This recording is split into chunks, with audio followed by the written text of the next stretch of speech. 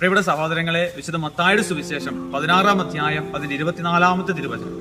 ആരെങ്കിലും എന്നെ അനുഗമിക്കാൻ ആഗ്രഹിക്കുന്നെങ്കിൽ അവൻ തന്നെ പരിത്യജിച്ച് തന്റെ കുരിശുമെടുത്തുകൊണ്ട് എന്നെ അനുഗമിക്കണം. ഈശോ പറയാണ്, തന്നെ അനുഗമിക്കാൻ ആഗ്രഹിക്കുന്നവൻ തന്നെ പരിത്യജിച്ച് തന്റെ കുരിശുമെടുത്തുകൊണ്ട് എന്നെ അനുഗമിക്കണം. അപ്പോൾ പ്രിയപ്പെട്ട സഹോദരൻ, നമ്മുടെ ജീവിതത്തിൽ നമ്മൾ വിശുദ്ധരാകാൻ ആഗ്രഹിക്കുന്നുണ്ടെങ്കിൽ, പരിപൂർണരാകാൻ ആഗ്രഹിക്കുന്നുണ്ടെങ്കിൽ, ഈശോയെ അടുത്ത് അനുഗമിക്കാൻ ആഗ്രഹിക്കുന്നുണ്ടെങ്കിൽ പരിത്യാഗം നമുക്ക് ആവശ്യമാണ്. കത്തോലിക്ക സഭയുടെ മതബോധന ഗ്രന്ഥം അതിന്റെ 2015-ാമത്തെ കണ്ണിൽ ഇങ്ങനെയാണ് പറയുന്നത്: പരിപൂർണതയുടെ വഴി കുരിശിലൂടെയാണ് കടന്നു പോകുന്നത്. പരിത്യാഗവും ആധ്യാത്മിക സമരവുമില്ലാതെ വിശുദ്ധിയില്ല. തപശ്ചര്യയും പരിത്യാഗവും ആധ്യാത്മിക പുരോഗതിക്ക് ആവശ്യമാണ്.